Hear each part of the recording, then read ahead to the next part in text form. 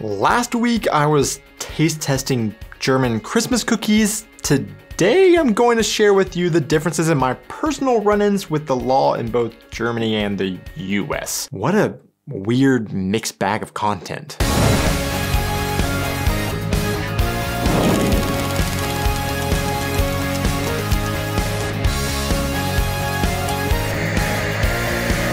Hey guys, and welcome back to our channel. I am Donnie, and along with my wife Aubrey, we are two Americans currently living in Germany with our baby, sharing all of our experiences living and traveling throughout Europe. I hate talking politics on YouTube, and I've said this multiple times on our channel, but when we're talking about the police, for a lot of people, this can't help but be a political topic, unfortunately. I think more so, this is especially true in the US, where the police have become such a hot button topic. So for those of you that think that this is what this video is, it's not. What this video is me talking about my personal and individual observations of police between the US and Germany through my interactions and encounters with them in both countries. Yes, because I have had encounters with the police in both countries, unfortunately. But we'll get to that in a second. So yeah, I have to say that my worldview is of course shaped by who I am and where I'm from in the southern US state called Oklahoma, and where I live now in a southwestern German state called Rhineland-Pfalz. But you may have completely different experiences, which I would welcome hearing in the comments below. Also, in both the US and Germany, there are lots of different levels and types of police forces in the state, federal, or even city levels, for example. But I'm not going to get into all of those specifics in this video. This video is about the basic, general, overarching term police in these two countries. And that's exactly what I'm going to talk about today in my video. 911 or 112. Here's the police in my view. For Americans watching, if you come to Germany, the word for police in German is Polizei! Polizei! So technically different, but also basically the same. In general, this is what a police officer looks like in the US, and this is what one looks like in Germany. There are sometimes variations to uniforms based on what specific type of police they are or where they are located, but this is generally what you can expect to see. For me as an American, one of the most interesting things to find out when I first saw German police was what they actually carry on them. In a previous video where I talked about things I thought about Germany before moving here, there is a general belief that Europeans are so anti-gun that they don't really exist in Europe, and sometimes there can be false rumors created that European police officers don't even routinely carry guns. And that may be true in some cases for some other European countries, but I remember specifically when we first moved here looking to see if German police officers routinely carry guns, because I thought that they might not based on those American rumors. But I learned that the German police do in fact generally carry firearms. So overall, the general appearance and I guess what they carry actually isn't that different in my opinion and experiences, unless of course we are comparing German police specifically to the Texas Highway Patrol, which do look very, well, Texas.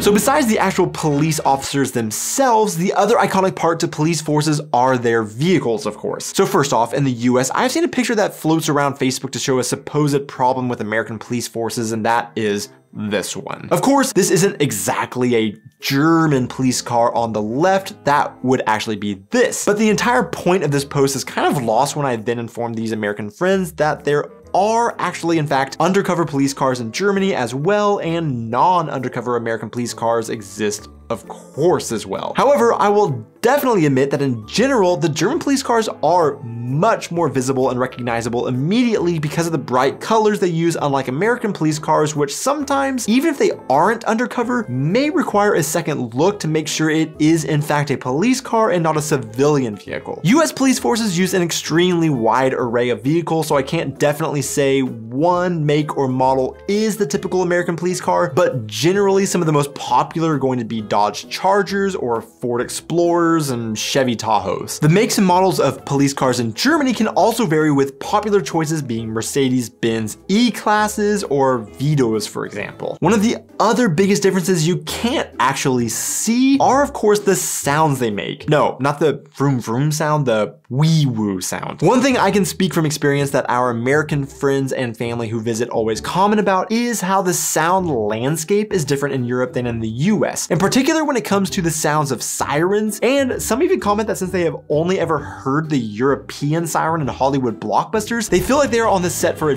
Jason Bourne movie when they first hear it during their visit in Europe. So brace yourself, because here is the traditional American siren.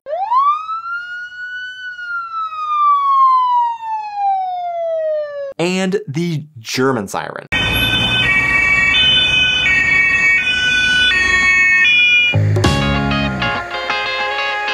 Real quick, a shout out to all my patrons who have continued supporting us throughout this entire year. You know who you are, and I want you to know that I really appreciate you guys. If you would like to know more about becoming a patron of ours, there is a link in the description that you can check out. Also, a quick note that a link to our merch shop is also in the description below, and I'd be happy if you guys check that out. And the last thing, if you wouldn't mind hitting that like and subscribe buttons, I would be so grateful to you. But now let's get back to the video. So speaking of sirens, I alluded to the fact that I have had some encounters with the police in both countries. So let me tell you about those experiences, because there are big differences in the interactions that I have had with them. And also there's big differences in why I've had encounters with both police forces. So first off, let me burst your bubble by saying that I don't have any kind of criminal history actually, but I have been pulled over on the road by police officers in both countries for traffic infractions. It's not that I'm a bad driver, it's just that I have an unfortunate medical condition called leadfoot, with the only cure being either police intervention or moving to Germany, where there are some sections of the highway without speed limits. So in the US, I have been pulled over for speeding a couple of times, and this typically happens when a police officer is usually parked on the side of the road, either hiding their car behind like a bush, a sign, or something else that you can't see them sitting there watching for speeders. This is how it happened to me in almost all of the experiences, and the police officer would then pull behind me, turn their lights on, but if it doesn't get your attention, they might also do a short burst of their siren to get your attention. Once I pulled over, the solo officer parked their car behind me, walked up to the car, and then talked to me for a bit, ran my information if they deemed it necessary, and then decided if they were going to give me a ticket or just a warning. This is very different from what I've experienced in Germany. So I've been pulled over once in Germany, but it actually wasn't for speeding. And I'll get to that reason in a minute. Aubrey and I were driving one day on a day trip when I needed to turn left onto a cross street, but it technically wasn't allowed. We were way outside of town and there wasn't anybody around, or so I thought, and I figured I would just go ahead and make the illegal turn rather than turning right, then having to find somewhere else to turn around. However, I quickly saw a Polizei van racing up behind me. The German police car, rather than following me and turning on its lights like in the US, it actually sped around and got in front of me. If this happens in the US, then that typically means that they are going after someone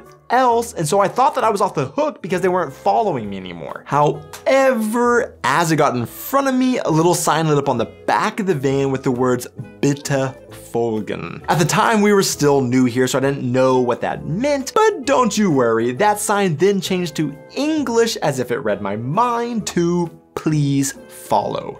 They then found a safe place for us to pull over. I pulled over and two police officers walked up on either side of my vehicle. The procedure was basically the same as in the US at this point, and they explained to me that the left turn wasn't supposed to be done, and then they gave me a warning and sent me on my way. So the procedures of getting pulled over in both countries are slightly different, but that's not the biggest difference I've experienced with the police, or actually, I should say, not experienced with the police in Germany, I guess. For one, Germany doesn't really patrol streets with officers looking for speeders. So how do you get in trouble for breaking the speed limit, you might ask my American friends? When we very first moved here, I rented a car locally, and as I was leaving the shop, the woman working ran after me and said, "Oh, just a warning, they just put a blitzer on the Autobahn." I said, "A what?" And she said, "A blitzer." And I said, "Oh, what?" We both were so confused, she not understanding why I didn't understand and I not understanding what the heck a blitzer was. Honestly, I can't remember if she explained it to me or if I didn't learn what it was until I was then flying down the highway and got flashed by a bright light. But I learned that for the most part, Germany controls speed on all road types with cameras and radar rather than an actual police officer patrolling. These cameras can be permanent or portable. They can be disguised or somewhat obvious, but there are hidden cameras all over Germany waiting for you to speed by so that it can snap your picture and it'll let you know that you have a ticket coming with its bright flash. You then receive your ticket a few weeks later in the mail, which will have your lovely candid photo on it, a photo of your license plate, and all the information you need to pay your fine. Now, I'm not going to tell you how many of these candid pictures I have in my collection, but let's just say that I am very familiar with this process. But speaking of the speeding tickets, those were also a huge shock in Germany. And I guess you could say in a good way, because speeding tickets are ridiculously cheap in Germany. And from what I am unfortunately used to in the US, it makes me actually question if this really stops people from speeding with such a small slap on the wrist. First off, both the US and Germany have general allowances they will typically give you crossing over the speed limit. For example, the general rule of thumb is 4 miles per hour or 4 kilometers per hour over the speed limit. The thing is, those look similar, but the conversions actually reveal a pretty big difference, and a vast majority of the tickets that I've gotten in Germany has been just above that general allowance that in the US would be in the allowance and wouldn't warrant a ticket. For example, I have a German speeding ticket for going 6 kilometers per hour over the speed limit, which is about 3.7 miles per hour, and that wouldn't really be a big deal in the US. And again, I'm not making excuses. I totally deserve those tickets for going over. I agree, just comparing how the different units of measurement and mindsets translate. These minor breaking of the speed limit in Germany will generally get us a ticket of around 20 to 30 euro, depending on where you break the speed limit. Unlike in Oklahoma, where it'll cost you a whopping $172. Unfortunately, the biggest ticket I've ever received in Germany was for going 24 kilometers per hour over and cost 98 euro 50 cents plus 1 point in Flensburg, but I'm not talking about that in this video. In Oklahoma, this would have cost me $203. Since we've lived in Germany though, the prices have been increasing, and my first few tickets were only for like 10 euro before they started increasing the prices, and I thought that these were especially cheap compared to what I was used to in Oklahoma at the time. One other thing that we've taken note of in Germany, and was actually subtly mentioned in my being pulled over stories, and that is the fact that American police do sometimes travel around in pairs or groups, but generally you see police officers on patrol alone, whereas in Germany, we've noticed that we generally see police officers at least in pairs a vast majority of the time. We've seen this and taken note of it so much so that I've even looked up to see if German police officers are required by law to work in pairs, and I found on the City of Hagen's police Facebook page this exact question asked, and they explained no, that they don't actually have to. But like I said, in the US, I'm used to seeing police officers generally working alone enough that I notice it as a very big difference in Germany, where nearly every policeman or woman has a partner with them at all times. To be honest, I think this is a great practice and should be more encouraged, as it can hopefully provide more accountability and help in high stress situations, rather than leaving it up to one person to figure out how to police a situation. Of all the differences that I have found and noticed about the police in the US and Germany, the most shocking difference for me is what it requires to become a police officer. So first off, police in the US are not awarded any kind of diploma or degree for completing training as a police officer, and there are also no college degree requirements to join the police. In terms of how long it takes to become a police officer, I found the City of Oklahoma City Police's website, where they described for their police force that police academy lasts approximately 28 weeks, and upon successful completion of the academy, the recruit is assigned to the field training officer program for 4 to 6 months. After this, the newly graduated recruits are assigned as solo patrol officers. So in total, it seems like we're looking at about 10 to 13 months of training before being able to go solo and fight crime. However, in Germany, the system is different in that in order to become a police officer, your training is a Bachelor of Arts degree and is a minimum of 3 years of studying before you can call yourself a police officer. So essentially 1 year of training, at least in Oklahoma, versus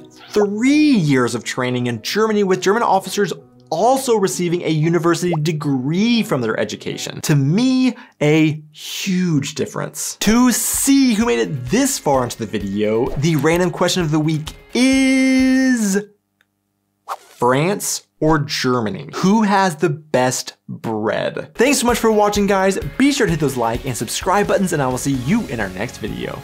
The makes and models of police cars in Germany can also vary. I'm not going to tell you how many of these candid pictures. And that is the fact that American police do sometimes